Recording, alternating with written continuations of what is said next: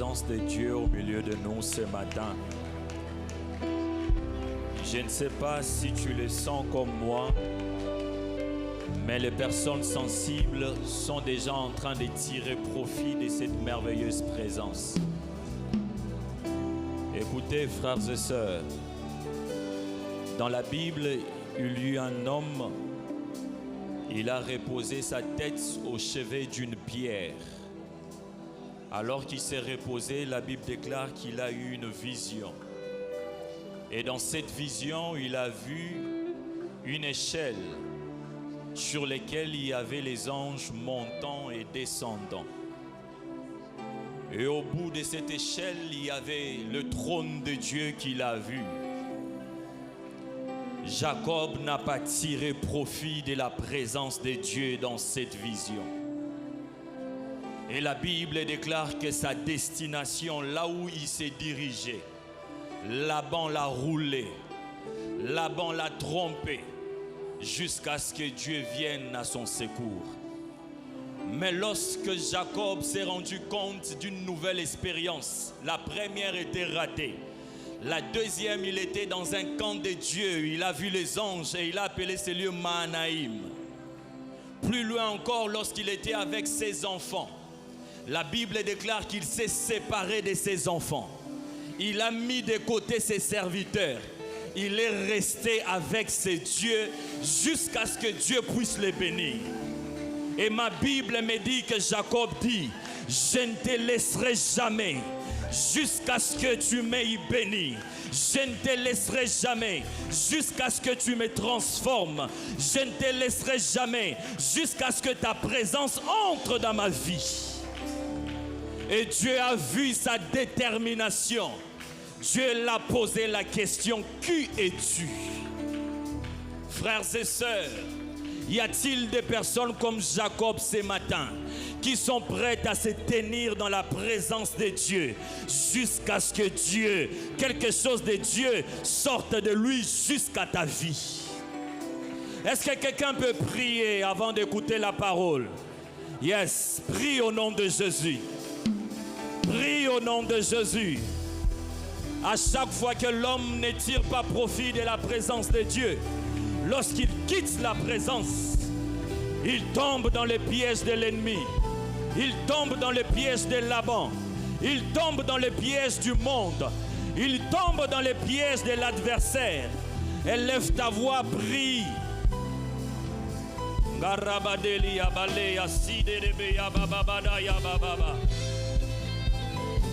Père, nous sommes là pour une visitation. Nous sommes là assoiffés de toi pour recevoir. Nous sommes là dans ta présence, ô Dieu, comme des vases vides qui cherchent à être remplis, qui cherchent à être remplis. Nous sommes là au devant de ta face, venant bénir ton nom, venant bénir ton Saint-Nom, venant te célébrer. Père, comme Jacob, il y a Ésaü devant nous. Nous voulons que toi tu laisses les traces de ta présence sur nos vies. Nous voulons que tu laisses les traces de ta présence sur nos avoirs. Nous voulons que tu laisses les traces de ta présence dans nos familles, dans la vie des enfants, dans la vie des parents, dans la vie des époux, dans la vie des épouses. Laisse les traces de ta présence.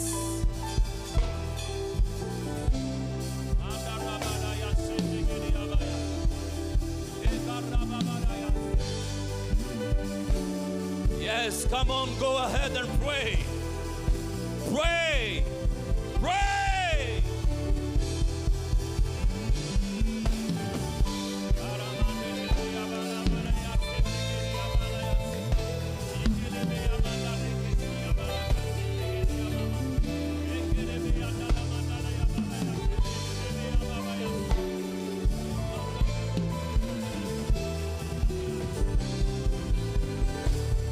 Prie selon que l'Esprit t'oriente en ce matin. Prie selon que tu les sens avant d'écouter la parole.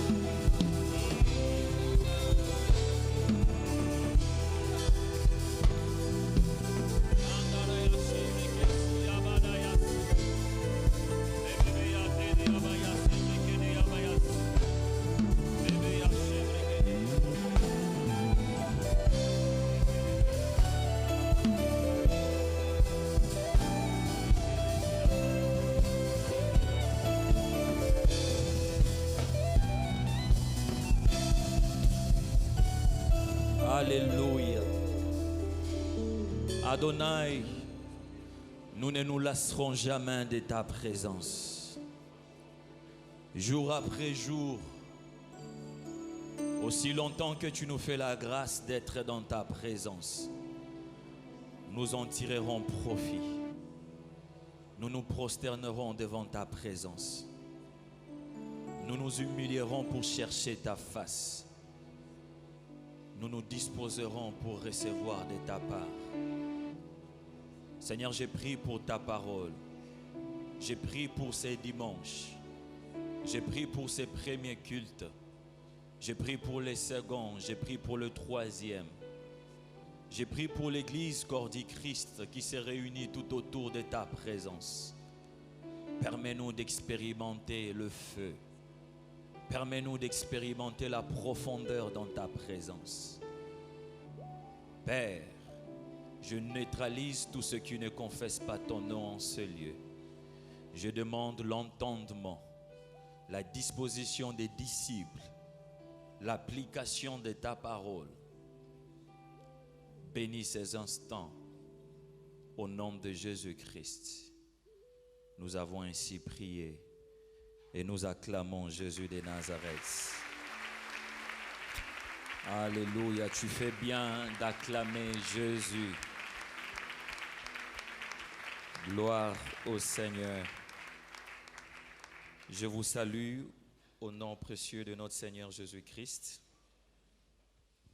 Est-ce que vous pouvez saluer les voisins de gauche, les voisins de droite? Que la paix et la grâce du Seigneur Jésus vous soient multipliées. Amen. Ce matin, il y a une forte présence de Dieu ici. Et je suis convaincu que Dieu va nous bénir au premier, au deuxième et jusqu'au dernier service dominical. Amen. Alors, avant de pouvoir avancer, je voudrais bénir le Seigneur, lui qui nous fait la grâce d'être ici au milieu de vous en train de parler de sa part. Je voudrais aussi remercier mes parents spirituels. Je vois papa ainsi que maman pour cette opportunité, une responsabilité que de se tenir ici pour parler de la part du Seigneur. Merci beaucoup maman, merci beaucoup papa. Et je voudrais aussi remercier tous les pasteurs assistants ainsi que tous les hommes de Dieu qui sont en train de faire un travail merveilleux à l'église. Amen. Alors je voudrais aussi remercier ma femme, elle qui m'accompagne toujours. Merci vraiment, que Dieu te bénisse abondamment. Alléluia. Recevez les salutations de l'église Compassion Johannesburg. Est-ce qu'on peut acclamer les Seigneurs? Alléluia. Dieu est tellement présent de l'autre côté. Ce qui s'est fait ici, c'est la même chose aussi qui s'est fait là-bas. Et nous bénissons Dieu pour cela. Alléluia. Il y avait des bien-aimés avec qui certains étaient venus après moi, d'autres même avant moi pour équilibre. Alors je ne sais pas s'il y a, je crois, papa Olivier, la sœur Tina, je ne sais pas s'ils sont là en ces premiers cultes. Ce sont nos bien-aimés de Diobourg avec qui nous travaillons. Que Dieu vous bénisse abondamment. Je crois qu'ils seront là au second culte. Il y avait un qui était déjà reparti. Il était là aussi pour équilibre. Amen. Alors, bien-aimés, nous allons prendre nos Bibles dans les livres de Lévitique, chapitre 6, à partir du verset... Alléluia. Nous nous tenons debout, s'il vous plaît.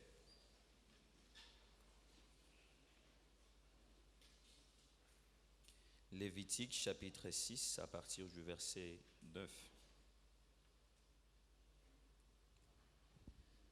Alors les thèmes que nous allons nous entretenir ce matin, c'est n'éteignez pas le feu.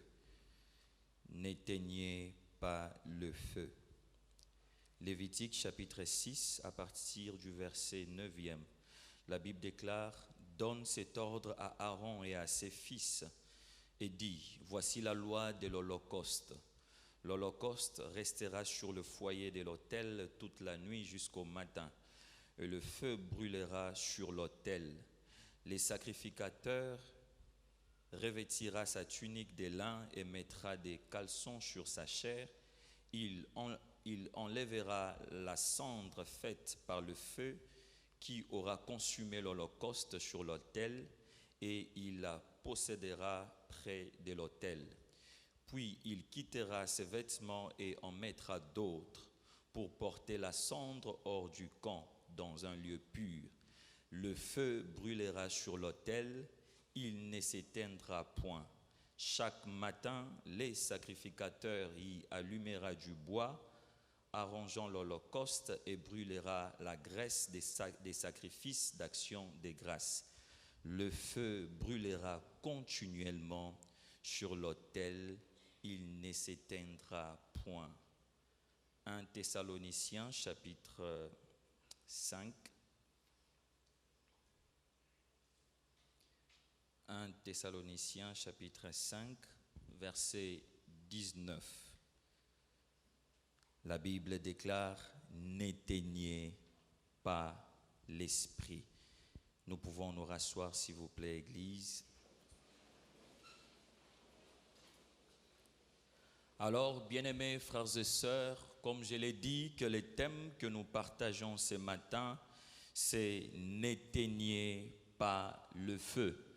C'est un thème qui vient donc à juste titre, après avoir passé les 30 matinées dans la prière, où Dieu nous a puissamment bénis au travers 20 orateurs et 10 prédications de l'apôtre. Nous avons été chargés de la parole, nous avons été chargés d'exaucement, nous avons été chargés de Dieu par la louange, l'adoration. Et comme si cela ne suffisait pas, Dieu nous a permis, aussitôt fini avec les matinées, nous avons directement entamé Équilibre 2022, où nous avons reçu des grâces de la part du Seigneur, avec ses serviteurs qui sont venus de loin pour nous charger de Dieu, pour nous permettre d'apprendre et de recevoir des révélations. Oui, après de tels moments, souvent il y a la lassitude qui vient dans les chefs d'un croyant moyen. Après de tels moments, souvent il y a la paresse, il y a la négligence. On pense avoir suffisamment amassé et on s'est dit qu'on doit se reposer. Et on s'est dit qu'on ne doit plus continuer à prier, qu'on ne doit plus continuer à venir à l'église, qu'on ne doit plus adorer comme avant, qu'on ne doit plus donner parce qu'on a déjà beaucoup donné, qu'on ne doit plus fléchir dans la présence de Dieu. Bien-aimés frères et sœurs, alors que les textes que nous avons lus nous disent que le feu brûlera continuellement. Sachez que lorsque Dieu commence à allumer un feu dans ta vie, sachez que lorsque Dieu commence à déclencher une soif, quelque chose qui bouillonne au-dedans de toi, la pensée de Dieu n'est pas que cette chose s'arrête à l'instant où tu la reçois, mais la pensée de Dieu est que ce que tu reçois puisse traverser des générations, puisse être maintenu pour traverser le temps, afin d'impacter aussi les autres. Le feu de l'Éternel sur ta vie a pour but de traverser le temps, de grandir jusqu'à toucher des générations à venir. Le feu de Dieu sur ta vie a pour but de toucher ton environnement, de toucher ton environnement immédiat, de toucher ton milieu professionnel, de toucher là où tu étudies, de toucher les personnes qui vivent à ton dépens. Le feu de Dieu. Le feu de Dieu agit comme un feu de brousse qui ne se limite pas seulement à toucher la branche qui est allumée, mais qui touche aussi les arbres qui sont tout autour, qui touche aussi les branches environnantes et même qui arrive à envahir toute la forêt. Sachez que ce que nous avons reçu de Dieu pendant les 30 matins, pendant Équilibre, le but n'est pas que cela s'éteigne, mais le but est que cela grandisse, cela croisse et appelle d'autres feux. La Bible déclare dans Hébreux chapitre 12, verset 29, que car notre Dieu est aussi un feu dévorant. La flamme que tu reçois de Dieu ne doit pas seulement se limiter à toi, mais Dieu t'utilise comme un vase qui doit communiquer les autres. Et même lorsque tu éteins, tu empêches à Dieu de toucher aussi les autres. Est-ce que quelqu'un comprend de quoi je parle? Ça peut commencer par un membre de la famille, mais le but c'est de toucher les autres. Le but c'est de toucher les nations. Le but c'est de toucher ton environnement. N'éteins pas le feu. Bien-aimés frères et sœurs, imaginez Moïse. Moïse a vu un buisson, un arbre en train de brûler, de 1000 feux. La Bible déclare que Moïse s'y approcha et il a écouté la voix qui sortait de ce feu, de ce buisson ardent. Moïse a été touché par la voix qui parlait au milieu de ce feu, et ce feu a traversé sa génération. Si Moïse avait éteint le feu, Aaron ne serait pas venu. Si Moïse avait éteint le feu, les Lévites ne seraient pas loin. Si Moïse avait éteint le feu, tout Israël n'allait pas recevoir la délivrance. Ce que tu ignores, c'est que le repos que tu penses avoir est en train d'étouffer une action éternelle de la part de Dieu sur ta vie. Ce que tu ignores, le repos que tu comptes avoir est en train d'empêcher à quelque chose qui doit transcender le temps, toucher des générations. Moïse, lorsqu'il a été touché par ce feu, il a refusé de continuer avec les charges qu'il avait pour suivre la mission qui sortait de la voix qui sortait du feu. Frères et sœurs, vous n'imaginez ce que Dieu peut faire par la soif que tu détiens de sa présence. Vous n'imaginez ce que Dieu peut faire par la soif que tu as. Pendant les 30 matins, il y a quelque chose qui a changé. Pendant l'équilibre, tu as reçu des choses, tu dois les maintenir. Bien-aimés frères et sœurs, le feu de Dieu sur ta vie a pour but d'agir comme un incendie. L'incendie, c'est un feu qui n'est pas contrôlé. L'incendie, c'est un feu qui n'est pas maîtrisable. Et la soif que Dieu repose sur ta vie, les désirs des choses spirituelles, ça doit être quelque chose que toi tu ne maîtrises pas, que seul Dieu contrôle. Est-ce que je parle à quelqu'un? Ça ne doit pas être quelque chose que toi tu gères. Quand tu sens le besoin de te prosterner, tu gères. Quand tu sens le besoin de donner, tu gèles. Quand tu sens le besoin de louer, tu gères. Tu te dis non avec mes titres, avec tous. Bien-aimés frères et sœurs, sachez que tout ce que vous pouvez être pour les hommes, vous ne l'êtes pas forcément pour Dieu. Vous pouvez être prédicateur des hommes, mais pas prédicateur de Dieu pour Dieu. Devant Dieu, nous tous, nous sommes des enfants. Que tu sois PDG, que tu sois CEO, que tu sois... Je vous respecte à vos titres et qualités respectives, mais sachez que devant Dieu, tu dois être un enfant. Parce que les trônes que tu occupes, la position que tu as, les entreprises que tu détiennes, si Dieu n'est pas avec toi, bien aimé, l'économie, la conjoncture va voler ton entreprise. Les réalités du monde vont te déloger. Tu dois être un enfant dans la présence de Dieu. Tu dois être celui qui est capable même de venir ici devant pour louer Dieu. Pourquoi vous laissez aux jeunes seulement de venir ici? Alors que toi, Dieu t'a béni, alors que toi, Dieu t'a donné un poste, alors que toi, tu es une autorité, mais vous ne venez jamais ici devant. Bien-aimé, aïe, aïe, aïe, aïe, aïe. Ce que tu ignores actuellement dans le monde, ceux qui occupent le trône ont besoin d'un esprit supérieur pour se maintenir. Alléluia. Vous êtes colonel général ici. Vous avez besoin d'un esprit supérieur. Dieu m'a dit, nous sommes comme au temps de Daniel. Les temps où ceux qui ont l'esprit supérieur, ce sont eux qui doivent être maintenus sur le trône.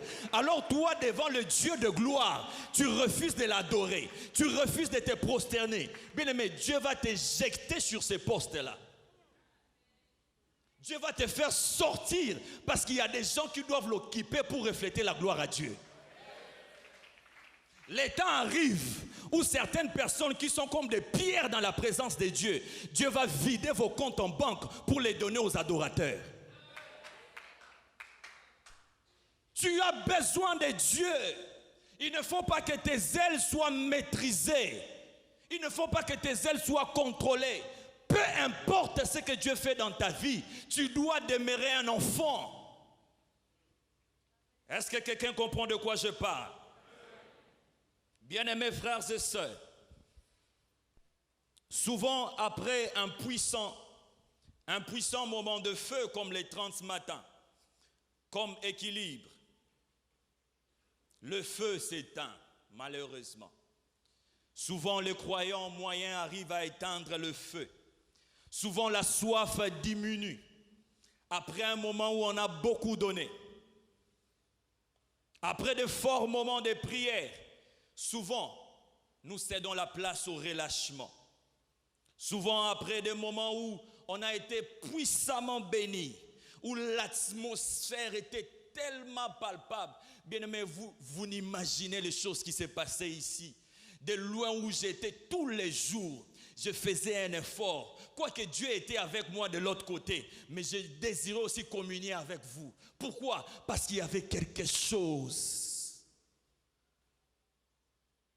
Mais souvent, après de tels moments, on retourne aux vieilles habitudes. On retourne aux choses que l'on faisait avant de recevoir le feu. Bien-aimés frères et sœurs, ce que Dieu désire, c'est que nous ne puissions pas éteindre les feux. Et lorsque nous disons n'éteins pas le feu, cela veut dire n'éteignez pas la soif. N'arrêtez pas la soif de Dieu.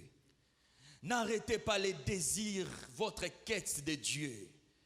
Lorsque nous disons n'éteins pas le feu, cela veut dire n'arrêtez pas l'action de l'esprit. Il y a des choses que Dieu a commencées dans vos vies. Chacun d'entre nous ici peut compter ce que Dieu a commencé dans sa vie. Et aujourd'hui, Dieu aimerait te dire, n'arrête pas cette action de l'esprit. N'éteignez pas le feu veut dire, n'étouffez pas le mouvement de Dieu en vous, dans votre famille, dans votre entreprise, dans vos avoirs, dans tout ce que vous faites. N'arrêtez pas le mouvement que Dieu a commencé. N'éteignez pas l'esprit veut dire aussi, n'arrêtez pas les bonnes habitudes qui te rapprochent de Dieu. Alléluia. N'arrête pas les bonnes habitudes qui t'ont rapproché de Dieu. N'arrête pas ce que tu as reçu de Dieu pendant ces moments qui t'ont permis de les sentir plus près de toi. N'arrête pas ce que Dieu t'a dit qui te permet d'avoir ce que tu as. N'arrête pas ce que tu faisais pendant les 30 matins, même après les 30 matins.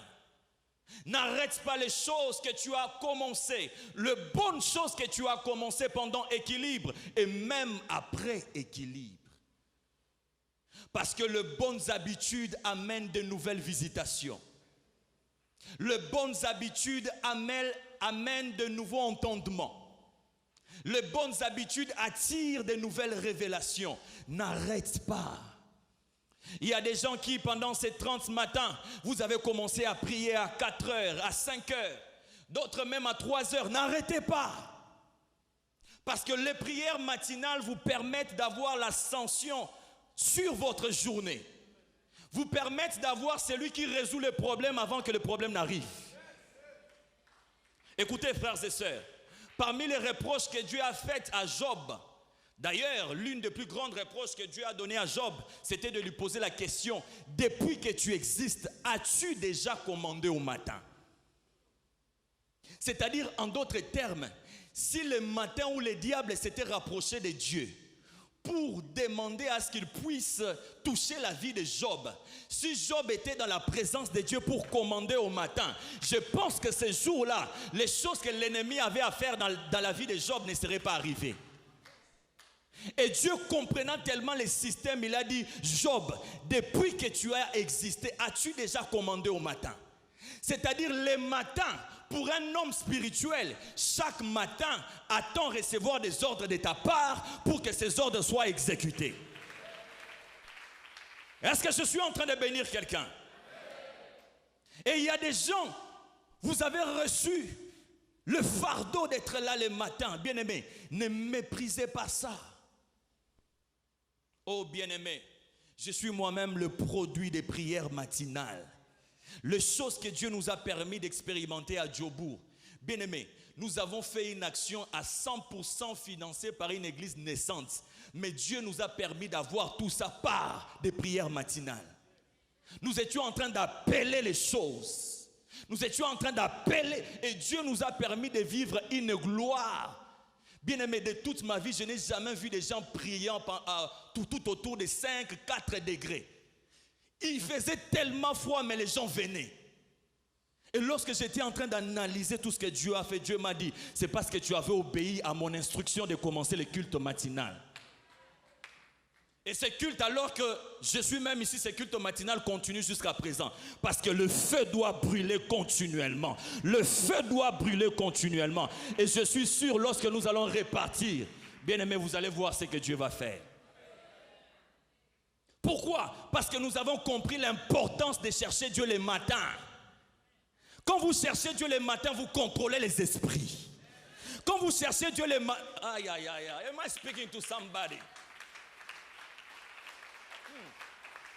Je le disais à ma femme, je l'ai dit, de l'autre côté, Dieu était plus près de moi comme jamais. C'est comme si Dieu, lorsque tu dis, Seigneur, j'ai besoin de A, il te donne A. J'ai besoin de B, il te donne B. J'ai besoin, il était tellement là. Pourquoi? Parce que tous les jours, le matin, à 4 heures du matin, alors qu'il faisait 2 degrés, alors qu'il faisait 1 degré, on sortait, on cherchait Dieu. Et les personnes qui m'ont encouragé, c'est une famille. Il y a un papa avec toute sa famille. Il venait le matin, il part déposer les enfants à l'école. Il arrive à 5 heures. Il fait 1 degré, il est là pour la prière. Dieu m'a dit, si ces hommes peuvent se donner comme ça pour moi, alors toi, leur pasteur, bien aimé, j'ai pris ces moments au sérieux. Et Dieu nous a permis d'expérimenter la gloire. Ta vie est sans impact. Parce que le matin, tu te réveilles comme tout le monde. Ta vie est sans impact. Parce que le matin, tu ne cherches pas Dieu. Bien-aimés frères et sœurs, ce que tu as reçu pendant les 30 matins, tu dois les garder. La vie de prière que tu as reçue pendant les 30 matins, tu dois la garder. Est-ce que je suis en train de parler à quelqu'un? Bien-aimés frères et sœurs, entrons en profondeur. La Bible déclare que dans Proverbes chapitre 26, au verset 20, il est écrit que faute de bois, le feu s'éteint. Faute de bois, le feu s'éteint. Voici quelques conditions pour allumer le feu. Pour avoir le feu, il faut 3 choses. Pour avoir le feu, il faut un combustible. Par combustible, nous voyons le bois. Deuxièmement, pour allumer le feu, il faut la chaleur. Ceux qui ont fait, je crois, la chimie et la physique peuvent comprendre ce que je suis en train de dire. Deuxièmement, pour avoir le feu, il faut la chaleur, c'est-à-dire une source d'inflammation ou d'étincelle. Troisièmement, il faut l'oxygène de l'air, ou ce qu'on appelle le comburant, pour avoir le feu. Ce sont donc 3 conditions qui permettent d'avoir le feu. Et bien aimés frères et sœurs, il y a aussi 3 choses qui permettent de conserver le feu. Si pour avoir le feu, il faut 3 choses, pour conserver le feu, il faut également 3 choses. Premièrement, il faut balayer la cendre. il faut balayer la cendre. Lévitique chapitre 6, verset 10e, la Bible déclare: les sacrificateurs revêtira sa tunique de lin et mettra des caleçons sur sa chair. Il enlèvera la cendre faite par le feu qui aura consumé l'holocauste sur l'autel, et il la déposera près de l'autel. Verset 11. Puis il quittera ses vêtements et en mettra d'autres pour porter la cendre hors du camp dans un lieu pur. Bien-aimés frères et sœurs, pour avoir le feu ou pour conserver le feu, allais-je dire, il faut balayer la cendre. Il ne faut pas garder la cendre sur l'autel, car elle étouffe le nouveau bois qui doit être consumé. Je répète, la cendre que l'on garde sur l'autel, la cendre que l'on garde étouffe le nouveau bois qui doit être consumé. Mais il faut les sanctifier et les mettre dans un lieu pur. Bien-aimés frères et sœurs, la cendre ici, c'est une expérience passée. La cendre ici, elle ne doit pas être classée aux oubliettes. Elle ne doit pas être jetée quelque part. Elle doit être sanctifiée et mettre dans un lieu pur. Quand j'ai dit la cendre, je suis en train de voir les expériences passées avec Dieu. Les expériences qui t'ont permis de brûler de mille feux. Les expériences qui t'ont permis de voir Dieu. Les expériences qui t'ont donné l'opportunité d'avoir ce que tu as. Et la Bible déclare que les sacrificateurs, pour conserver le feu continuellement, ils devaient balayer la cendre. Ils devaient retirer la cendre de l'Holocauste. De même manière que les expériences que nous avons avec Dieu, nous ne devons pas nous en servir pour prétendre qu'aujourd'hui, Dieu va nous visiter parce que hier on l'avait cherché. Quelqu'un comprend de quoi je parle? Les expériences passées ne doivent pas être placées aux oubliettes. Elles doivent être gardées dans les souvenirs. Mais les expériences passées ne doivent pas nous donner le droit de penser que comme on a cherché Dieu hier, aujourd'hui on ne peut plus les chercher. Quelqu'un comprend de quoi je parle? C'est-à-dire tu ne peux pas reposer ta spiritualité d'aujourd'hui en fonction de ce que tu as fait pendant les 30 matins. Tu ne peux pas dire, j'ai déjà un stock suffisant de prières, donc je peux encore faire 3 mois sans prier, parce que je fais déjà 30 jours de prière. Alléluia. Les expériences passées doivent t'aider à croire encore en Dieu, mais les expériences passées ne peuvent pas conditionner ta spiritualité présente. Parce que le feu ne brûle pas par la cendre, le feu brûle par le nouveau bois. Est-ce que ça va? Est-ce que ça va? Yes. Je disais que le feu ne brûle pas par la cendre, le feu brûle par le nouveau bois. C'est-à-dire tu dois te disposer à nouveau, tu dois avoir soif à nouveau de Dieu pour permettre à ce que le feu brûle continuellement. Alléluia. Il y a des gens, comme il a déjà fait 30 jours, il s'est dit, il ne peut plus venir au culte. Comme il a déjà fait équilibre, il s'est dit, il ne peut pas venir au culte. Bien-aimé, savez-vous que chaque culte, c'est une bénédiction pour ta vie? Alléluia. Cher peuple de Dieu, Église, la compassion. Savez-vous que le culte que nous passons ici sont des moments de bénédiction pour ta vie? À chaque culte raté, c'est une bénédiction manquée. Ah, peut-être que vous ne voulez pas entendre ça, mais c'est vrai. À chaque culte manqué, c'est une bénédiction ratée. Je connais des gens qui sont en train de rechercher de bonnes églises comme la nôtre. Je connais des gens qui sont en train de pleurer pour que Dieu leur envoie un prédicateur. J'ai vu des personnes qui ont passé même 3 ans sans aller à l'église. Ils partent dans telle église, ils ne sentent pas Dieu. Ils décident de rester à la maison. Maintenant, toi, tu as l'opportunité. Parce que seulement tu as fait les 30 matins, tu penses que tu ne peux plus. Bien-aimé, Dieu va te juger. Vous devez mettre de côté la cendre. Vous devez sanctifier la cendre et la placer dans un lieu pur pour te permettre de vivre encore Dieu. N'est-ce pas que nos mamans, lorsqu'elles préparent avec le braisier, qu'est-ce qu'elles font avec la braise? Lorsqu'il y a des cendres, qu'est-ce qu'elles font? Elles secouent. Alléluia. Parce que la cendre qu'il y a sur le braisier va empêcher aux braises de brûler. Vous devez secouer. Tu ne dois pas dire, oh non, bisoto lukaka nzambe.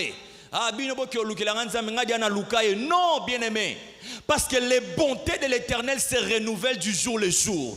Toi aussi, tu dois te positionner dans ta présence du jour le jour. Si les bontés se renouvellent, moi aussi ma soif doit se renouveler. En soi, je dois aller de gloire en gloire.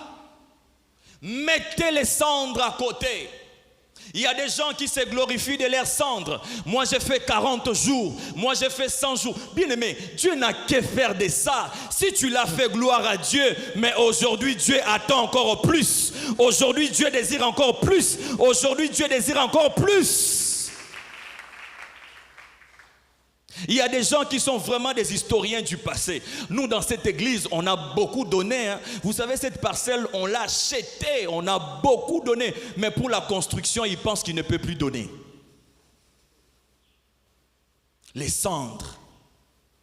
Au lieu de donner encore, ils pensent que comme il avait déjà donné, il a le droit de ne plus donner. Bien-aimé, à chaque fois que tu gardes encore les cendres sur l'Holocauste, tu empêches au feu de brûler continuellement. À chaque fois que tu gardes encore la cendre sur le braisier, tu empêches au feu de brûler. Bien-aimés frères et sœurs, Dieu nous demande de mettre de côté les cendres, de les sanctifier. Les cendres sont des moments où tu peux te souvenir, ah, Dieu m'avait exaucé, j'avais besoin d'une femme, Dieu m'a donné une belle femme, j'avais besoin d'un travail, Dieu m'a donné un travail, béni soit Dieu, mais je dois encore me disposer pour déclencher un réveil. Parce que le Dieu qui m'a permis de brûler de 1000 feux à Kinshasa, ça sera le même Dieu aussi qui va me permettre de déclencher un réveil en Afrique australe. Alors je dois me positionner sur la fréquence de l'autel, sur la fréquence du feu, pour que le feu qu'il y a ici à Kinshasa, que par la grâce de Dieu, que cela se répande aussi de l'autre côté. Parce que Dieu attend cela. Dieu attend cela. Tu as vu la main de Dieu dans tes études. Tu dois te disposer pour voir la main de Dieu dans ton travail. Tu as vu la main de Dieu dans ton travail. Tu dois te disposer pour voir encore sa main dans ton foyer. Tu as vu la main de Dieu dans ton foyer. Tu dois te disposer pour voir encore sa main dans les entreprises que tu dois bâtir, dans les choses que tu dois commencer. Suis-je en train de parler à quelqu'un?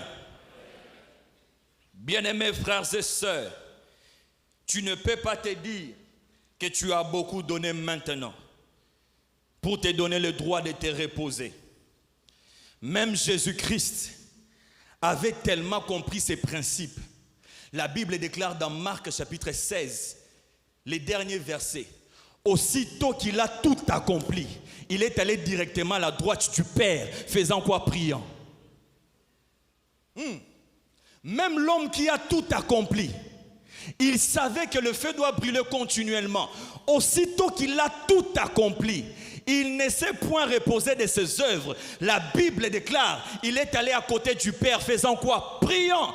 Parce que le feu doit brûler continuellement. Aussi longtemps que les hommes sont sur la terre, lui dans les ciels, il doit continuer à prier. Si Jésus qui avait le droit de se reposer, il ne s'est point reposé à fort territoire. Seulement 30 jours, 34 ou 33 jours, il y a des gens qui ont fait toute une année en train de continuer à chercher Dieu. Il y a des cultes en Afrique australe qui ne s'arrêtent jamais pendant une année. Comme les 30 matins ici. Ils ont fait ça pendant une année. Et quel réveil au Zimbabwe.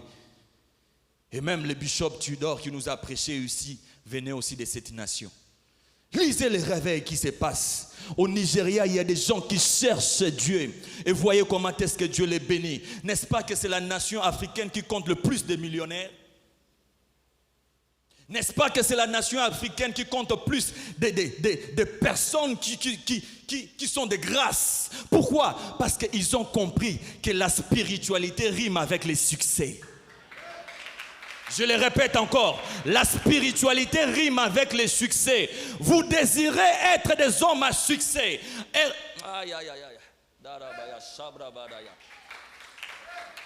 Vous désirez être des hommes à succès. Vous devez être des enfants dans la présence de Dieu. Parce qu'à chaque fois que tu entres dans la profondeur de Dieu, Dieu te donne la hauteur au devant des hommes. À chaque fois que tu creuses dans sa présence, Dieu te donne l'ascension au devant des hommes. Dieu t'établit. À chaque fois que tu les cherches profondément, il se révèle aussi à toi puissamment. Le problème avec les Congolais, nous pensons que lorsque Dieu te donne une entreprise, tu penses que c'est tout. Bien aimé, il y a des gens qui ont commencé des entreprises, qui ont traversé des générations. Papa est parti, l'enfant a repris. Le petit-fils est venu, le petit-fils est parti, l'arrière-petit-fils est venu. Pourquoi? Ce sont des personnes qui ont une alliance spirituelle. Bien aimé, une chose qui transcende des générations n'est pas seulement le fruit du succès, c'est aussi le fruit d'une arrière spirituelle. C'est-à-dire une influence invisible qui permet à la chose de percer. Elle perce, elle perce, elle perce, elle perce. Et cette influence de Dieu, vous ne pouvez la recevoir que lorsque vous êtes capable de mettre de côté les cendres. C'est-à-dire, tu dis, Seigneur, c'est vrai, pendant l'équilibre, j'ai beaucoup donné. Maintenant, Dieu m'a convaincu de faire encore une grande offrande. Il y a quelqu'un qui est devenu aujourd'hui parmi les Africains le plus riche. Et la bénédiction de cette richesse qu'il a reçue, c'était seulement parce qu'il avait cédé sa place à un serviteur de Dieu qui devait voyager. Ces serviteurs de Dieu cherchaient tellement une place pour son collègue. Il n'en trouvait pas. Et il voit un jeune homme qui se lève, il dit, Man of God, take place. Lui, il descend dans l'avion. Et l'homme de Dieu, avant qu'il descende, lui dit, tu ne seras jamais pauvre dans ta vie. Il a tellement béni. Et aujourd'hui, c'est parmi les Africains le plus riche. Est-ce qu'il y a quelqu'un qui est dans l'entrepreneuriat qui comprend? Écoutez, les gens ne viendront pas acheter chez toi par pitié. Les gens ne viendront pas vers toi parce que tu as une belle apparence. Les gens viendront vers toi parce qu'il y a quelque chose qui les attire. Suis-je en train de parler à un entrepreneur, un commerçant? Les gens ne viendront pas acheter chez toi parce que tu fais des belles stratégies managériales, marketing, whatever. Non. Les gens viendront parce qu'il y a quelque chose en toi qui les attire. Et ce qui doit les attirer, c'est ta capacité à avoir soif de Dieu. Tu dis, Seigneur, me voici, je viens avec mon entreprise, je viens avec mes comptes en banque. Moi et mes avoirs, nous te célébrons. Et quand Dieu voit qui est en train de me célébrer, c'est le patron de telle entreprise. Dieu dit, allez acheteurs, allez là-bas, allez là-bas, allez là-bas. Tu verras des gens en train de se précipiter alors que tu n'offres même pas la meilleure qualité. Il ne s'agit pas de la meilleure qualité, mais il s'agit de celui qui est derrière toi. Je parle maintenant aux entrepreneurs, que Dieu te donne une spiritualité qui fera que ton entreprise soit parmi les entreprises congolaises qui seront cotées en bourse, les entreprises congolaises qui vont traverser les temps.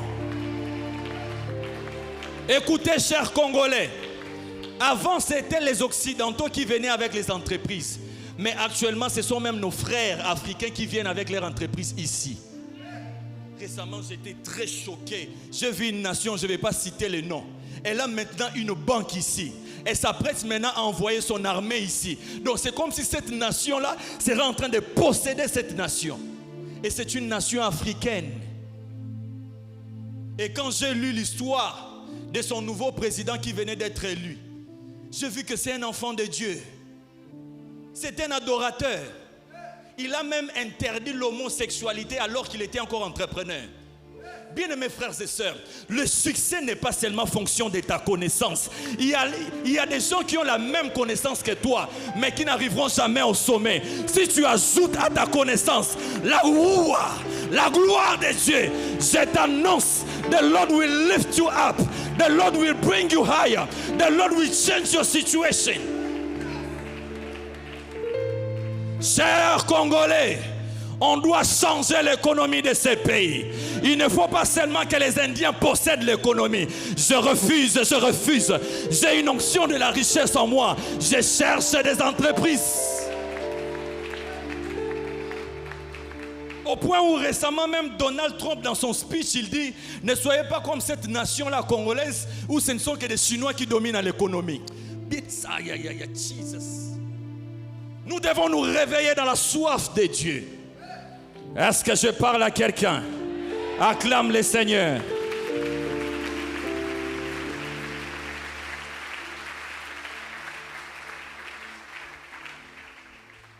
Écoutez, frères et sœurs. Deuxièmement, pour avoir le feu, pour conserver le feu, il faut une bonne réserve de combustible. On peut continuer avec cette mélodie, please. Il faut une bonne réserve de combustible pour l'Holocauste, c'est-à-dire le bois. La Bible déclare: le feu brûlera sur l'autel et il ne s'éteindra point. Chaque matin, les sacrificateurs y allumera du bois, arrangera l'Holocauste et brûlera la graisse des sacrifices d'action des grâces. Écoutez, frères et sœurs, il faut une bonne réserve de combustible. Lorsque je dis réserve, je vois ta disponibilité tous les jours dans la présence de Dieu. C'est-à-dire, aussi longtemps que Dieu te fait grâce de vivre, tu dois te tenir dans la présence de Dieu. Tu dois prier. Tu dois ramener ta famille à dire: c'est vrai, on a cherché Dieu pendant les 30 matins, mais on doit prier. On doit aller à l'église. On doit louer Dieu.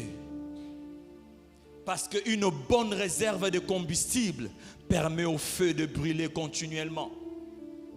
Quand Dieu te fait le cadeau d'un jour, sache que ce jour n'est pas seulement un cadeau, mais ce jour aussi c'est un combustible que tu dois ramener à l'autel. La Bible déclare dans Romains chapitre 12, verset 1er: je vous exhorte donc, frères, par la compassion de Dieu, à offrir vos corps comme des sacrifices vivants, saints, agréables à Dieu, ce qui sera de votre part un culte raisonnable. Quand Dieu te donne un jour, ce jour aussi doit être un culte raisonnable. Tu ne dois pas seulement chercher à manger. Tu ne dois pas seulement chercher à travailler. Tu ne dois pas seulement chercher à prendre soin de tes enfants, mais tu dois aussi avoir un culte raisonnable. C'est-à-dire, si c'est le jour du culte, tu viens à l'église. Si ce n'est pas le jour du culte, dans ta méditation personnelle, tu dois te positionner sur la fréquence d'être agréable à Dieu. Il y a des gens qui viennent au culte, mais qui font un culte désagréable. Il y a des gens qui viennent au culte et des fois même ils énervent Dieu en venant au culte. C'est-à-dire, il est là, mais ses pensées sont encore à la maison. Ses pensées sont encore sur ce qu'il doit faire après ce culte. Oui, toi qui m'écoutes, depuis que je suis en train de parler, tes pensées sont exactement sur ce que tu dois faire après. C'est un culte désagréable. Quand le modérateur dit prions, tu n'es pas là. Tu es au culte que pour faire le contraire de ce qui est dit. Quand on dit lèvons-nous, toi tu t'assieds. Quand on dit on va célébrer Dieu, toi tu es là en train de frimer. Quand on dit donnons l'offrande, toi tu ne donnes pas, tu décides de partir avant la fin du culte. Bien-aimés frères et sœurs, sachez que le jour n'est pas seulement pour que toi tu en tires profit à ta guise, mais le jour est pour aussi que Dieu te trouve agréable. Tu dois être agréable aux yeux de Dieu. Tu dois faire un culte raisonnable. Quand tu viens, tu dis Seigneur, je suis là. Bien-aimés frères et sœurs, je vis des gens de l'autre côté à Djobour venir au culte avec une forte détermination. des femmes enceintes, elles se tiennent dans la présence de Dieu, 4-5 degrés en train de prier. Quand je dis Seigneur,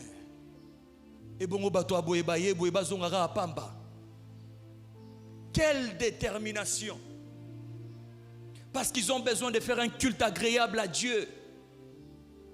Quelle est la qualité de ton culte? Quelle est la quantité de réserves que tu apportes dans la présence de Dieu? Et même les ouvriers qui travaillent, qui ne se focalisent que sur les services rendus, non! Les services rendus font partie de ton obéissance à Dieu, mais cela ne détermine pas la qualité de ton culte. Même si tu es en train de filmer, tu dois aussi en train de te disposer pour être agréable à Dieu. Qu'il y ait des cultes où on vient, oui, les personnes, on sent comme s'ils ne veulent même pas être là. Ils regardent les prédicateurs bizarrement, ils dévisagent tout ce qui passe pour s'aimer leur offrande. Bien-aimé, sachez que quelqu'un qui quitte sa place pour s'aimer sur la parole, ce n'est pas un acte anodin. Il a reçu quelque chose sur la parole qui est sortie. Et il veut la sceller. Maintenant, toi, tu es là, tu dévisages. Tu te dis, Karaboye, il y a téléma. Il y a téléma parce qu'il a besoin que Nzamba téléma na vie na ye. Yozo vanda ya Nzambe pas ko vanda na vie na o. Il y a des gens qui sont devenus comme des juges à l'église. Ils sont là, ils regardent. Aujourd'hui, sa femme, j'aime bien la coiffure des bien-aimé. Tu perds ton temps. Tu dois avoir des raisons. Tu dois être, chaque jour quand tu viens dans la présence de Dieu, tu viens comme un guerrier. Parce que tu sais que une petite minute dans sa présence peut t'épargner de 10 ans de souffrance. Alléluia. Un simple acte en levant le main peut permettre à ce que quelqu'un dans ta famille qui devait faire un accident aujourd'hui, que Dieu lui épargne. Alléluia. Un simple pas de danse peut te guérir. Vous voyez comment est-ce que je prêche comme ça? Ma femme le sait. Hein? Je ne me sentais pas bien. Même avant de monter là. C'était bizarre. Mais à un moment, quand j'étais assis, Dieu m'a dit, si tu t'aimais, c'est fini. Lève-toi, commence à louer Dieu. Quand j'ai seulement commencé à louer Dieu, ce que j'ai ressenti est parti. Le problème, c'est que ton culte n'est pas agréable. Tu viens seulement, oh non, pour bien-aimer. Tu ne viens pas pour voir les voisins, tu viens pour voir Dieu. Si la communion fraternelle est le but principal de nos réunions, alors nous passons de côté. Je ne peux pas faire une bonne communion fraternelle si je n'ai pas communié avec Dieu. Tu dois venir, oh Lord, I come for an encounter. Je suis venu pour une visitation. Je suis en train de parler à quelqu'un. Bien-aimés frères et sœurs, il faut une bonne réserve de voix, plutôt de bois. Tu dois te disposer pour danser, pour acclamer, pour prier, pour faire réellement un culte raisonnable à Dieu, selon Romains chapitre 12, verset 1er. Troisièmement, il faut avoir de l'oxygène ou une source d'inflammation ou d'étincelle. De l'oxygène, c'est comme la Bible le dit dans Matthieu chapitre 26, verset 41. Matthieu chapitre 26, verset 41. La Bible dit, veillez et priez, afin que vous ne tombiez pas dans la tentation. L'esprit est bien disposé. Écoutez, dans un culte comme celui-ci, ce n'est pas en vain que vous ressentez la présence de Dieu. Parce que l'esprit est toujours disposé là où les hommes s'assemblent. L'esprit est toujours disposé à faire quoi que ce soit. Mais le problème, ce sont le bois qui doivent recevoir la flamme de l'esprit pour la répandre sur les cultes. L'esprit est toujours là. L'esprit est toujours présent. L'esprit est toujours présent à faire des choses. De même manière que Souvent, c'est difficile d'avoir l'oxygène de l'air. Dieu l'a rendu tellement disponible et on peut avoir le feu. De même manière que Dieu a répandu de son esprit pour quiconque présente le bois, pour quiconque présente le combustible, pour quiconque présente son bois et l'amène sur l'holocauste. Dieu est capable de communiquer le feu. Et ma prière alors que tu es assis, parce que tu es disposé, que la flamme de l'esprit te touche, que le feu de l'esprit te touche, au son de ma voix, en accord avec l'onction de mon Père, là où tu es, que quelque chose se passe dans ta vie, que le feu du Saint-Esprit embrase ta vie, te donne un shift, in Jesus' glorious mighty name. Il est temps que la vie chrétienne ne soit pas seulement une vie de paroles. Il est temps que la vie chrétienne soit réellement la vie des actes 4, des actes 3, des actes 2, la puissance. Bien-aimés, des fois, des personnes que nous appelons prédicateurs, lorsque vous lisez les livres des actes des apôtres, sont des personnes qu'on peut qualifier de diacres. Parce que regardez un homme, on nous parle d'un homme comme Étienne. La Bible déclare qu'il était plein de foi, plein de puissance. On nous parle d'un homme comme Philippe, qui était plein de foi, plein de puissance. Pourquoi? Parce que c'est la caractéristique de l'Église. L'Église doit revenir à la puissance. Parce que le monde se soumet au langage de la puissance. C'est ainsi la Bible déclare que mon discours ne consiste pas par des paroles persuasives, mais par la démonstration de la puissance de Dieu. Que le feu du Seigneur embrase ta vie.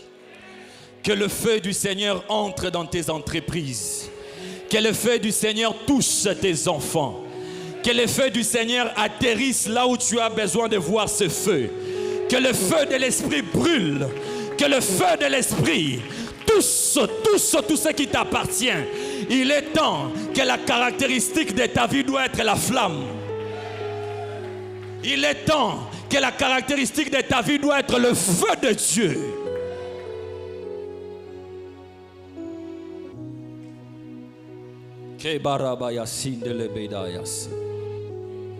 Que cela t'arrive au nom de Jésus. Que cela t'arrive au nom de Jésus. Frères et sœurs, voici rapidement quelques personnes qui dans la Bible à un moment donné ont éteint la flamme. Certaines d'elles que je vais citer se sont rattrapées. Mais d'autres par contre ont fini par continuer dans la même direction. La première personne qui a éteint sa flamme, il s'agit d'Adam et Ève, du couple Adam et Ève. Ils avaient la terre pour demeure. Dieu les plaça dans cet endroit le plus beau, conçu uniquement pour eux. Dieu a aménagé un espace pour eux. Vous imaginez, nous habitons des maisons construites par les hommes. Mais à Éden, c'était Dieu qui a préparé ces jardins pour Adam et Ève. Dieu lui-même a créé, a travaillé, a mis en place ces cadres. Quoique merveilleux, Seigneur bâtit ma demeure. Ils avaient le même privilège de voir Dieu descendre régulièrement pour communier avec eux. Ils avaient ce privilège, Dieu descendait régulièrement. Ils n'avaient pas à chercher Dieu comme nous, mais c'était Dieu plutôt qui s'est déplacé vers eux. C'était tellement un beau cadre, une très grande bénédiction. Comme beaucoup ici, depuis les 30 matins équilibre, Dieu vous a tellement visité. Dieu vous a donné votre Éden. Il vous a permis de vivre une expérience de bonheur, de joie avec eux, avec lui. Mais ils ont fini par consommer les fruits de bien et du mal, alors que Dieu les avait interdits. Sachez que dans chaque bénédiction, il y aura toujours les interdits de Dieu. À chaque fois que Dieu te permet d'avoir accès à une visitation, tu ne dois pas seulement te jouir, mais tu dois rechercher aussi des choses à ne pas faire. Alléluia. Tu dois rechercher aussi des choses à ne pas faire. Parce que la chose à ne pas faire te permet de maintenir ce que Dieu a fait. Est-ce que ça passe? L'interdit de Dieu te permet de garder les jardins. L'interdit de Dieu te permet de profiter du jardin. L'interdit à ne pas toucher te permet de garder la dimension. Il y a beaucoup de personnes qui ont reçu la visitation de la part de Dieu, mais qui manquent l'obéissance pour garder la visitation.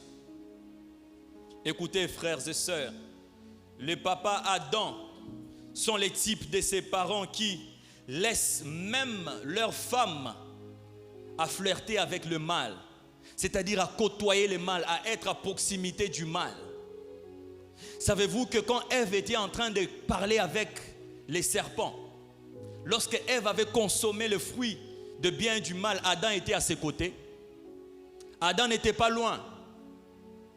Il y a certaines interprétations qui nous expliquent que Adam était quelque part et Ève était... Non, non.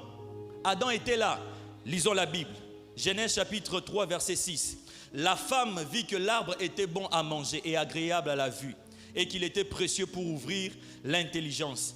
Elle prit son fruit et en mangea. Elle en donna aussi à son mari qui était là auprès d'elle. Et il en mangea. C'est-à-dire, alors que Ève était en train de communier avec les serpents, Adam aussi était là. Mais les types de papas qu'on appelle Adam sont des papas sans autorité. Ils disent aux enfants même d'être sages dans les péchés. Tu sais que tes enfants partent en boîte et tu oses dire, mes enfants, soyez sages. Qui a dit qu'il y a la sagesse dans les péchés? Je ne sais pas, peut-être dans votre Bible. Mais moi, dans ma Bible, il n'est pas écrit que le péché donne la sagesse.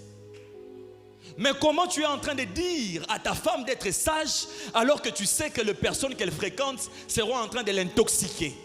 Papa Adam. Comment tu es en train de dire à tes enfants d'être sages alors que tu sais que tes enfants, là où ils partent, tout est permis? Les types de papa Adam sont des personnes qui méprisent les sacrés.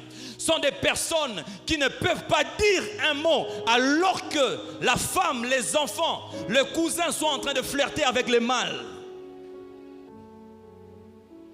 Les types de papas qu'on appelle Adam sont des personnes qui étouffent l'action de Dieu. Et la Bible déclare lorsqu'ils ont consommé, ensuite Dieu les a chassés. La sagesse que tu demandes aux enfants, papa, alors que tu sais qu'ils sont en train de faire le mal, cette sagesse-là va tuer la visitation. Cette sagesse-là va tuer la bénédiction. Comment quelqu'un peut être sage dans le mal? C'est où? Papa Adam s'est tué alors que la femme était en train de se rapprocher du mal. Écoutez, frères et sœurs, la première fois que Dieu a parlé à Ève, c'était lorsque les deux avaient déjà péché contre Dieu. Parce que quand Dieu venait, le premier interlocuteur n'était pas Ève, c'était Adam. C'est pourquoi, maman, ne te glorifie pas de ce que tu sois la femme la plus spirituelle de la maison. Si ton mari est encore vivant, ne te glorifie pas. Tu dois prier, chercher Dieu pour que le mari le soit. Parce que selon l'ordre spirituel de la spiritualité, dans un couple, il faut que le mari soit le plus spirituel. Je suis en train de choquer quelqu'un. Dieu ne parlait pas à Ève. Dieu a parlé à Adam. La première fois que Dieu a parlé à Ève, c'était quand Adam a décliné la responsabilité. C'était quand Adam a recherché un bouc émissaire sur le mal qui leur était arrivé. La Bible dit lorsque Dieu est venu, il n'a pas dit Ève, il a dit Adam. Et lorsqu'il pose la question à Adam, Adam dit c'est la femme que tu as mise auprès de moi. C'est alors que Dieu a eu le pouvoir de parler avec Ève. Et quand Dieu parle avec Ève, Ève aussi décline la responsabilité pour renvoyer chez les serpents. Bien-aimé, à chaque fois que tu recherches un bouc émissaire face à un problème, sache que tu perds en autorité. À chaque fois que tu jettes l'éponge à quelqu'un d'autre, sache que tu perds en autorité. Et c'était donc les diables qui avaient reçu le pouvoir, parce que le couple avait jeté tout sur lui. N'est-ce pas que lorsque je dois faire une allocution, s'il y a des personnalités, lorsqu'on doit faire les civilités, qu'est-ce qu'on fait? On commence par saluer le haut gradé, c'est-à-dire du plus gradé au moins gradé, n'est-ce pas? N'est-ce pas?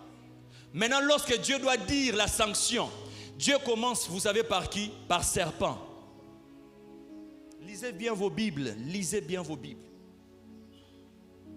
Et la deuxième personne sur qui Dieu parle de sa sanction, c'était la femme.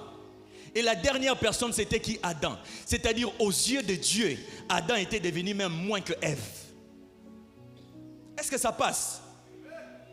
Dans un couple, chers enfants, ne vous glorifiez pas d'être les personnes qui prient beaucoup dans une famille. Si vos parents sont encore vivants et tous, cherchez à ce que papa soit la plus spirituelle. Parce qu'il n'y a pas de mère de foi. Il n'y a pas de mère de la foi. Il n'y a que le père de la foi. Je suis en train de parler à quelqu'un. Je sens vraiment dans mon esprit que vous vous posez beaucoup de questions. J'entends quelqu'un dire, mais la Bible déclare en Christ, il n'y a ni homme ni femme. Ça, c'est dans le domaine du ministère. Dans le domaine du mariage, la première institution que Dieu a établie, c'est l'homme. Est-ce que c'est équilibré maintenant? C'est-à-dire, si vous êtes marié, ne laissez pas les enfants prier plus que vous, papa. Si vous êtes marié, ne laissez pas votre femme prier plus que vous. Parce que ça perturbe l'ordre de la visitation. L'ordre de la visitation dans un mariage, ça doit commencer par la tête. Est-ce que ça passe? Ces choses, si je les prêche en Afrique du Sud, c'est terrible. Est-ce que ça passe ce que je suis en train de dire? Donc, papa, tu dois te disposer. Pourquoi? Parce que la spiritualité du père a une forte probabilité de toucher les fils, de toucher de génération en génération. Mais la spiritualité d'un enfant n'a pas une forte probabilité de toucher les parents. N'est-ce pas que lorsque Abraham avait offert, la Bible déclare même Lévi. C'est-à-dire le porteur de la sémence a une capacité d'influencer leur sémence. Papa, tu dois être un homme de prière. Suis-je en train de parler au papa? Vous devez être un homme de prière. Et pour m'enseigner ces choses, Dieu m'a permis à Djobour d'être aux côtés d'un couple merveilleux. Ce papa-là prie tellement pour sa famille. Je crois que Dieu m'a enseigné par lui. À chaque moment qu'on priait, il citait tous les noms de ses enfants. Seigneur, protège ceci, protège cela, protège ceci. Et quand je regarde sa vie, il est un entrepreneur dans un pays étranger. Il tient une grande entreprise. Ses enfants sont en train d'aller au Canada. D'autres sont en train de se marier. Et j'ai compris les secrets de ses pères. C'était parce qu'il portait sa famille sur l'autel. Il portait sa famille dans la présence de Dieu. Cher papa, ne vous battez pas seulement à ramener l'argent à la maison, mais battez-vous aussi pour ramener Dieu dans les vies de vos enfants. Cher papa, ne vous battez pas seulement à prendre soin de votre femme, mais battez-vous pour que la spiritualité de votre famille repose sur vos épaules. Parce que Dieu est un Dieu d'Abraham, d'Isaac et de Jacob. Acclame les Seigneurs.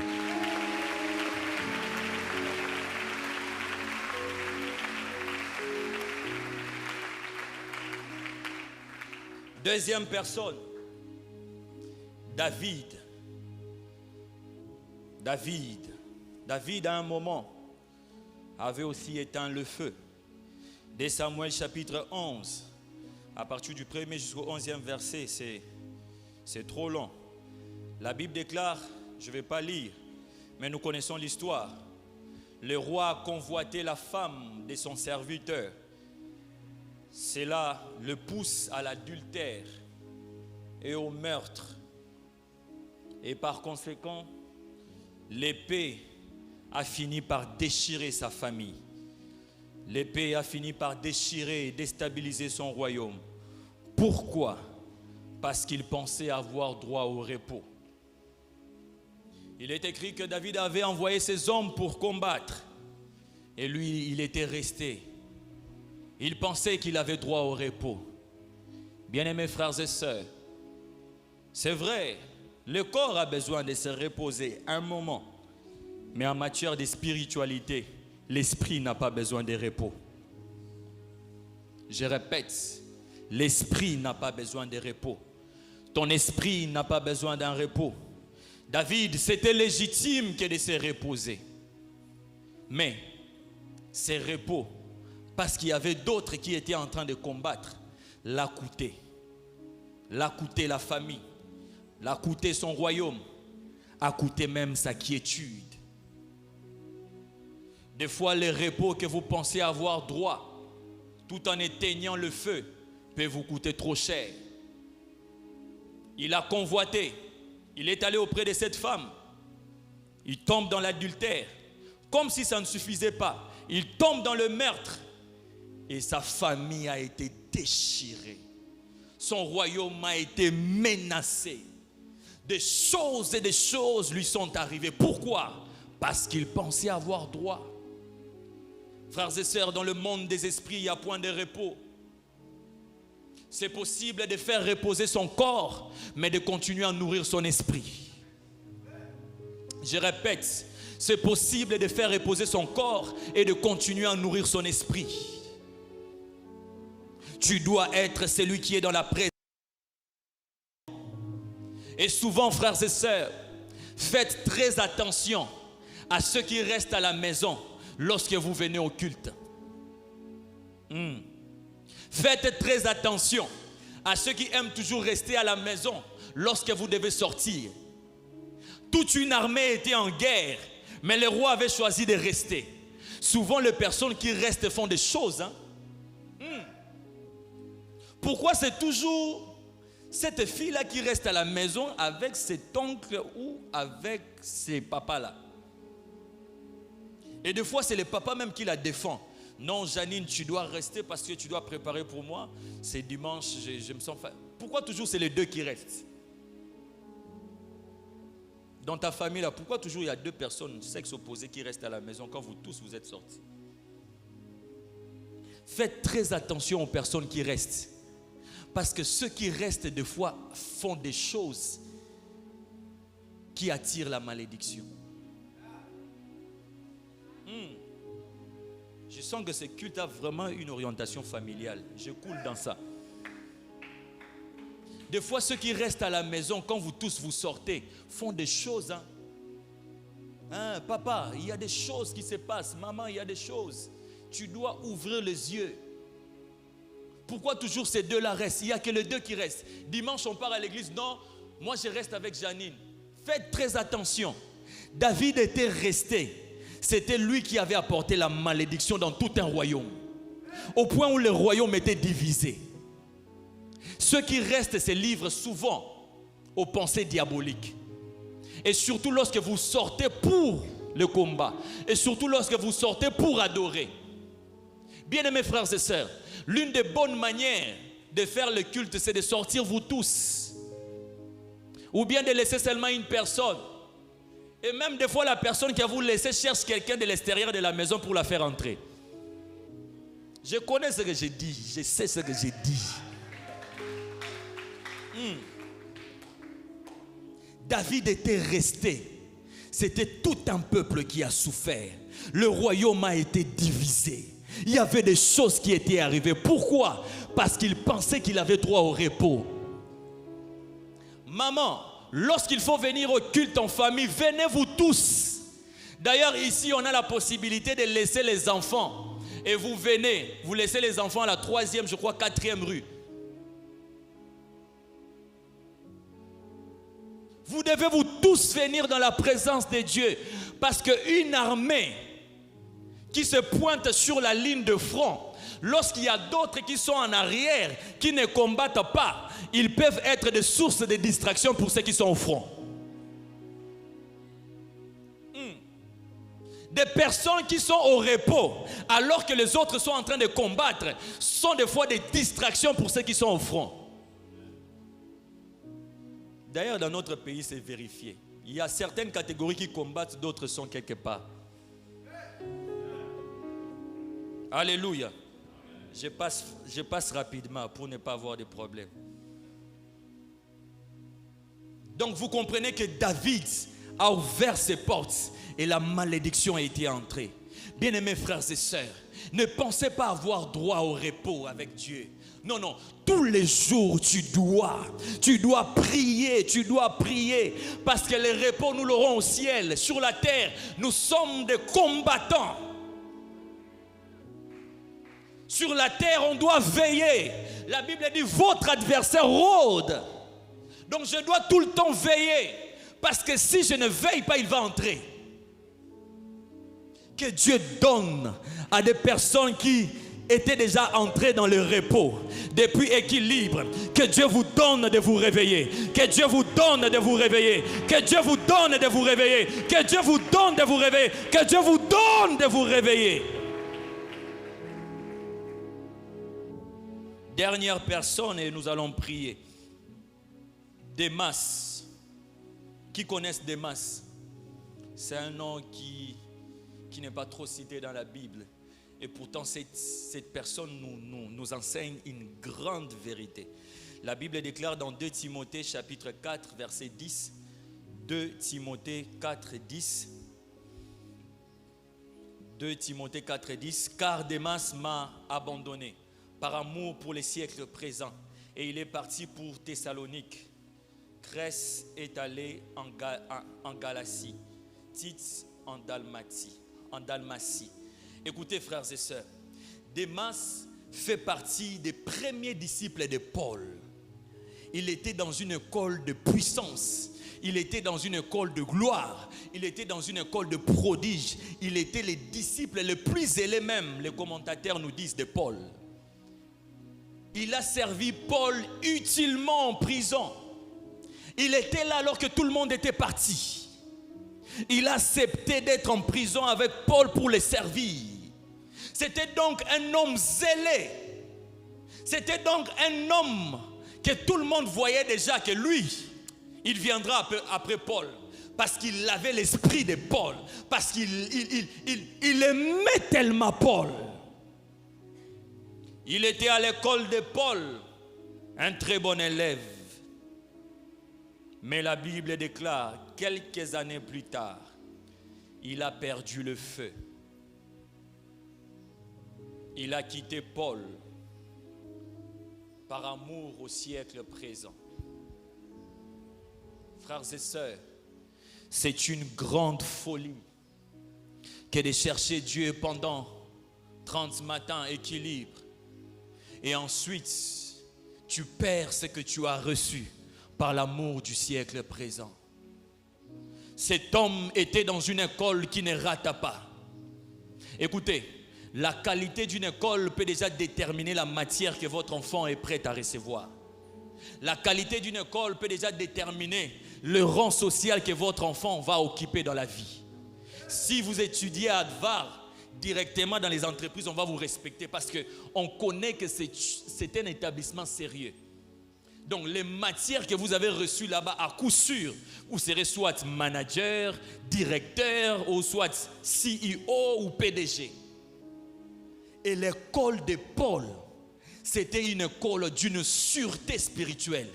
Parce que Paul était une personne dure. C'était une personne d'un caractère ferme. Et quand vous êtes au pied d'un tel homme, ça ne rate pas. Mais la Bible déclare, dans cette école qui réussit toujours, cet homme a échoué. Pourquoi? Par amour du siècle présent. Le siècle présent a la capacité de te ravir. Les prix que tu as payés pendant 30 jours. Le siècle présent a la capacité de déstabiliser ton foyer, papa. Le siècle présent a la capacité d'amener la paix dans ta famille. Le siècle présent a la capacité d'ôter l'investissement de Dieu dans ta vie. Tu dois être ferme. Tu dois être déterminé. Après équilibre et les 30 matins, j'aimerais vous le dire sincèrement, ça sera des moments des épreuves. Dieu viendra tester la qualité de l'amour que vous avez pour lui. Il y aura des propositions des siècles présents. Il y aura des tentations qui viendront de partout. Mais vous devez tenir. Vous devez tenir devant l'argent. Vous devez tenir devant les femmes dans l'adultère. Vous devez tenir devant des choses qui vous mettent en opposition avec Dieu. J'aime une chose, c'est que les Démas qui quittent sont moins glorieux que les Timothées qui restent. Est-ce que je peux te parler? Les Démas qui quittent sont moins glorieux que les Timothées qui restent. En soi, qu'est-ce que cela veut dire? Ceux qui s'attachent à Dieu et ne perdent pas le feu sont plus glorieux que ceux qui perdent le feu. J'aimerais te dire, toi qui tiens encore, tiens bon. Toi qui es venu encore avec la soif de Dieu, tiens bon. Parce que Démas, on parlera de lui seulement dans un verset. Mais Timothée, on parlera de lui-même par ses épîtres. Est-ce que je parle à quelqu'un? Démas, on parlera de lui par un seul verset ou deux même. Mais Timothée, on parlera de lui par les épîtres. J'aimerais te dire, toi qui as gardé la flamme, Dieu va écrire une histoire avec toi. Toi qui as gardé la soif, Dieu va écrire une histoire avec toi. Toi qui as refusé de la corruption, as refusé de tomber dans le péché, Dieu va te donner la couronne. Écoutez, frères et sœurs, la sanctification ne profite pas seulement à Dieu, mais la sanctification te dispose pour vivre Dieu. Ce n'est pas seulement Dieu qui tire profit de ça, parce qu'il te voit saint, mais c'est toi aussi qui en bénéficies, parce que tu deviens un vase agréable, tu deviens une personne que Dieu peut porter, tu deviens une vie que Dieu peut utiliser, tu deviens un instrument de la part de Dieu. Que Dieu te donne la capacité dans l'école du Saint-Esprit de tenir comme Timothée. Que Dieu te donne la capacité dans l'école de l'Esprit de tenir comme Paul, de tenir comme Paul, de tenir comme Jésus-Christ. Que Dieu te donne dans ces siècles présents de garder l'amour de Dieu. Jusqu'à ce que tu dises: qu'est-ce qui me séparera de l'amour de Dieu? Qu'est-ce qui me séparera de l'amour de Dieu? Sera-ce la tribulation? Sera-ce la persécution? Parce que tu aimes Dieu. Que Dieu vous bénisse abondamment. Yes, élève-toi, tiens-toi debout s'il te plaît et plonge-toi dans cette présence.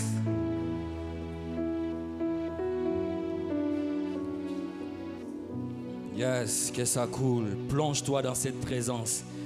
Il y a tellement une forte présence de Dieu ici. I don't know if you can feel it. I feel it.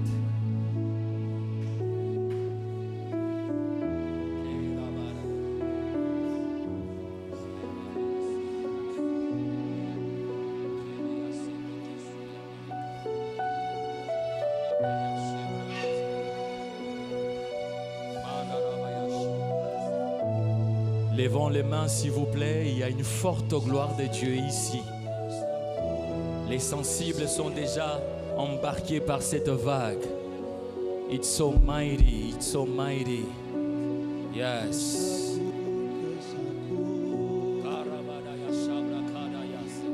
Que ça coule, que ça coule, que ça coule, ici et maintenant, que ça coule.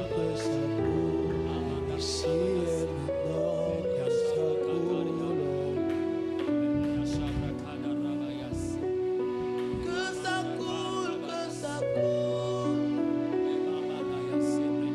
ça coule, que ça coule. Que ça coule, que ça coule. Ici et maintenant, que ça coule en moi. Fais qu'il pleuve.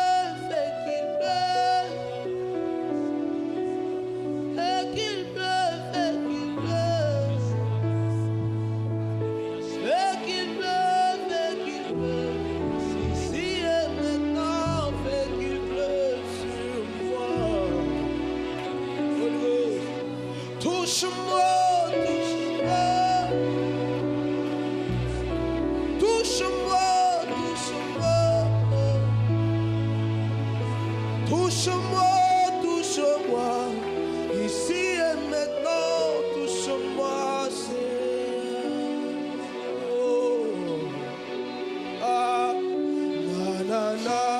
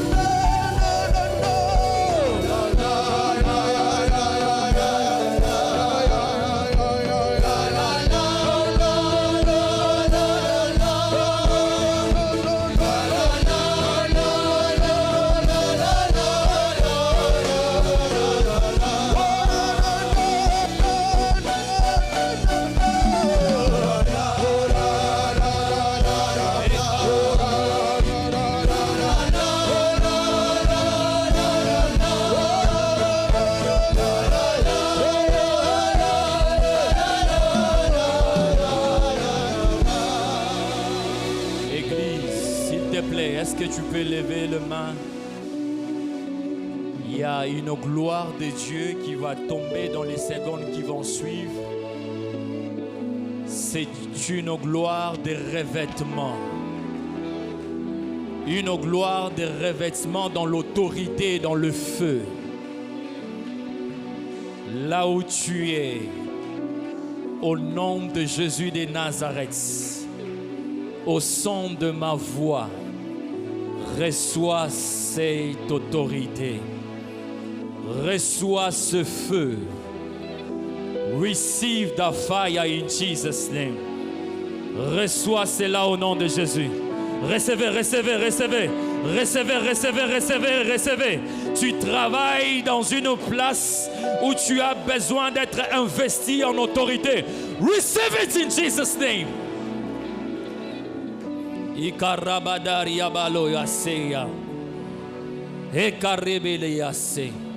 Tu vas travailler, dit le Seigneur, mais avec autorité. Tu vas signer des contrats, mais avec autorité. Tu vas avoir des partenaires qui verront sur toi une flamme, une flamme, une flamme, une flamme, une flamme, une flamme. Receive it in Jesus' name.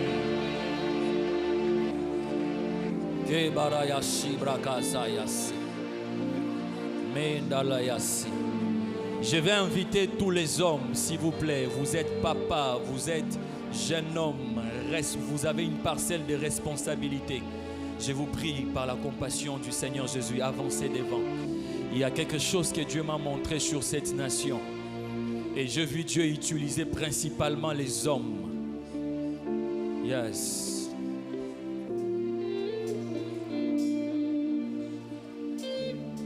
J'ai vu Dieu utiliser des hommes au rang de Joseph, au rang de Daniel, au rang d'autorité. Et le Seigneur est en train de me parler de quelqu'un ici en ces lieux. Je suis en train de voir la grade de colonel et de général. Dieu me dit, il y a des autorités au milieu de nous qui sont dans les armées. Et il y a quelqu'un parmi ces autorités. Il est sérieusement combattu depuis un temps. Je suis même en train de voir son état de santé se détériorer. Il a tellement beaucoup de combats au point où le poste qu'il a, il est sur le point d'être éjecté. Dieu me dit, passe aussi devant. Avec le respect que je vous dois, venez devant. Dieu est en train de vous engager dans une dimension d'autorité pour renverser les forces des ténèbres, pour terrasser les forces de l'ennemi. Est-ce qu'on peut prier au nom de Jésus? Chers hommes, prions au nom de Jésus. Si vous êtes une femme, prions pour les hommes. Que Dieu visite les hommes de notre nation. Que Dieu leur investisse d'une autorité, d'une sagesse, d'une profondeur, d'une capacité de chercher Dieu, d'une capacité de défendre leur famille, d'une puissance pour prendre en charge les responsabilités qui leur reviennent. Ceux qui parlent en d'autres langues, parlent en langue, parlent en langue, parlent en esprit.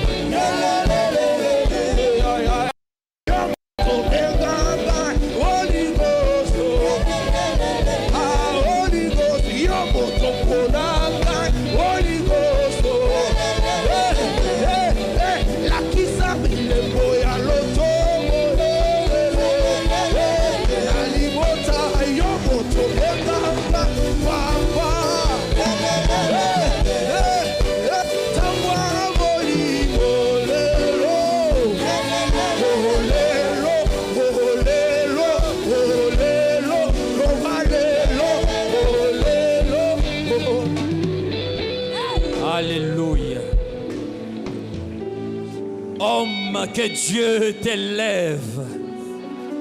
Homme, que Dieu investisse d'une autorité. Homme, que Dieu t'établisse au sommet de ta direction. Homme, que Dieu te donne une dimension d'esprit. Une dimension d'esprit qui fera que tu perces, qui fera que tu avances, qui fera que tu progresses, qui fera que tu avances, qui fera que tu sois établi, qui fera que tu terrasses les œuvres des ténèbres, qui fera que tu progresses. Sous l'onction de mon Père, je déclare, les hommes de cette église seront au sommet des sphères de cette nation. Je déclare, sous l'autorité de mon Père, que les hommes de cette église vont faire la fierté du Congo. Je déclare au nom de Jésus, partout où fouleront la plante de vos pieds, que Dieu vous donne d'atteindre les sommets, d'atteindre les sommets, d'atteindre les sommets. Vous allez commencer petit, mais vous ne finirez pas petit. Vous allez commencer dans de faibles commencements, mais vous allez terminer dans la gloire.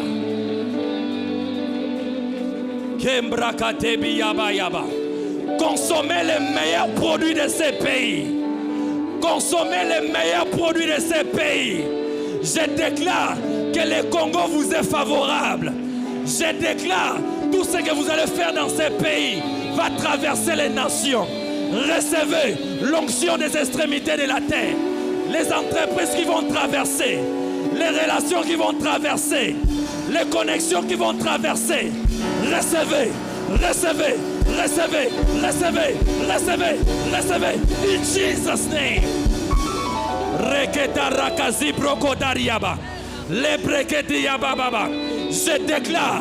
Je déclare que le feu du Seigneur sur votre vie est un feu dévorant.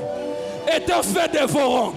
Quiconque en voudra à ton travail, Dieu va les déloger. Quiconque en voudra à ta famille, Dieu va les délocaliser. Au nom de... Au nom de... Je déclare que Dieu vous donne la capacité de posséder l'économie de ces pays. Nous n'allons pas la laisser entre la main des Juifs. Nous n'allons pas la laisser entre la main des Indiens.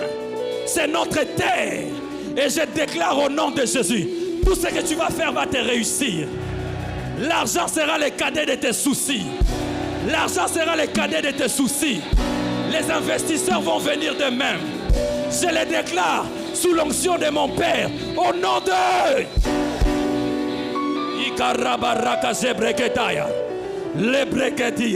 Je déclare que le département des hommes est un département de feu. Est un département de feu. Les hommes entrent dans la dimension d'autorité primitive. Ce que Adam avait perdu, Jésus-Christ l'avait restauré. Jésus-Christ homme l'avait restauré. Je déclare maintenant, Dieu vous donne l'autorité. L'autorité de marcher sur les scorpions, de marcher sur l'ennemi, et rien ne pourra vous nuire. Les brakasi de l'Ebeya et Mandarayase. On va rester là, on va recevoir la déclaration du pasteur. Dani va prier pour les hommes au nom de Jésus.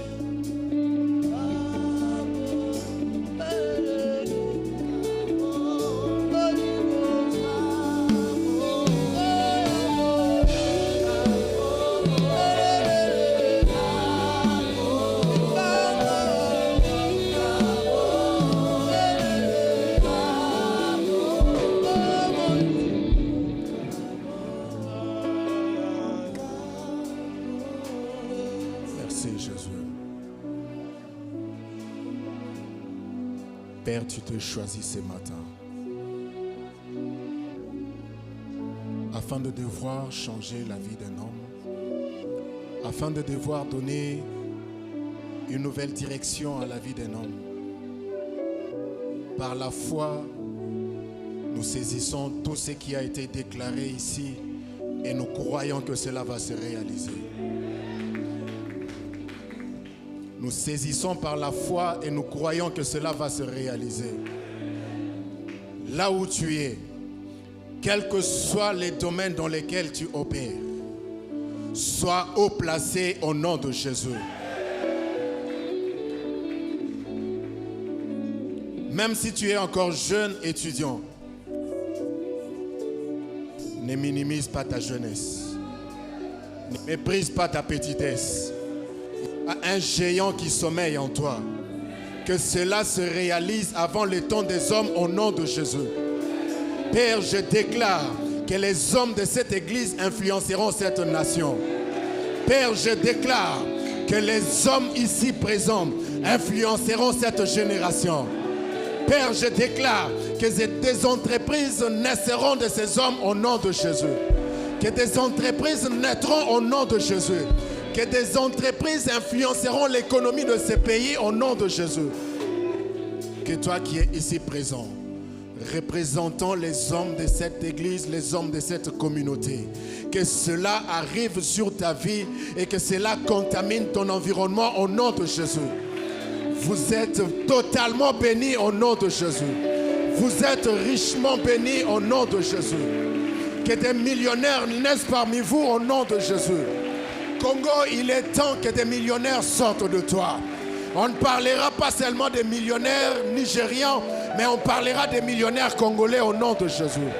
Que toi qui as commencé une petite entreprise, que cela germe, que cela porte de fruits et que cela prospère au nom de Jésus. Toi qui as déjà une entreprise, qu'elle monte, qu'elle monte, qu'elle monte au nom de Jésus.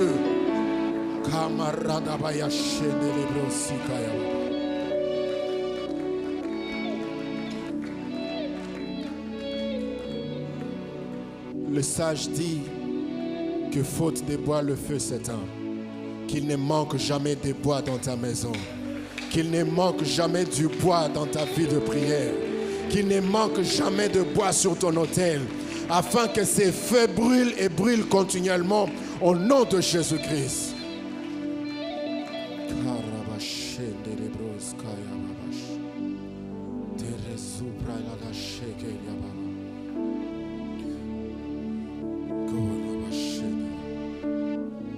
Tandis même que l'homme de Dieu est en train de parler, Dieu me mettait à cœur de prier pour ses frères.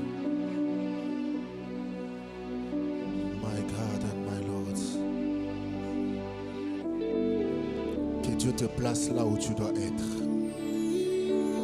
Jeune homme, ne considère pas ton jeune âge. Je vois un grand homme sortir de toi. Oh my God. Shabrada Sobagi. Il est le Dieu de ceux qui n'ont personne. Même s'il n'y a personne derrière toi, Dieu se tient lui-même derrière toi. S'il n'y a personne devant toi, il sera ton guide. Receive power. Sois celui que tu dois être.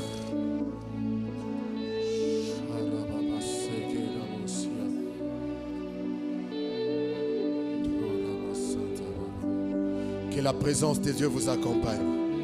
Que ce feu qui a été déclenché en ces lieux devienne votre vie de tous les jours. Que le feu de l'Éternel soit la caractéristique de votre vie. Que le feu de l'Éternel caractérise votre marche. Que le feu de l'Éternel embrase, maintenant et pour toujours. Au nom de Jésus-Christ, allez et influencez tout autour de vous. Influencez la génération. Influencez cette communauté. Influencez cette nation. Influencez vos familles. Influencez vos milieux. Influencez vos quartiers. Influencez tout autour de vous. Que vous priez pour toujours dans le nom de Jésus-Christ. Vous êtes bénis. Vous êtes bénis. Amen.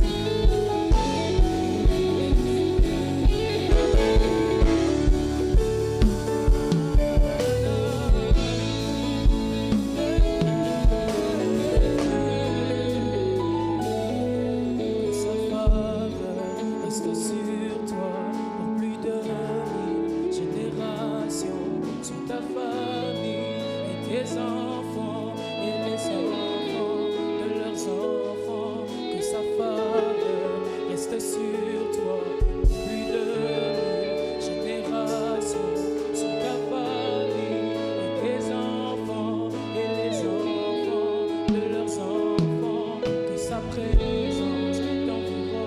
Seigneur est là. Il a encore fait. Et l'homme de Dieu a dit, sois comme un enfant pour vivre ce qu'il a déclaré. Sois comme un enfant. Est-ce qu'il y a-t-il des enfants de Dieu en ces lieux? Fais comme un enfant. Saute de joie parce que le Seigneur l'a fait encore. Il est ici. Il est là. Il a fait. Il a fait. Saute de joie. Fais comme un enfant. Sois dans la joie comme un enfant. Célèbre Dieu. Acclame Dieu. Pousse des cris de joie pour Dieu.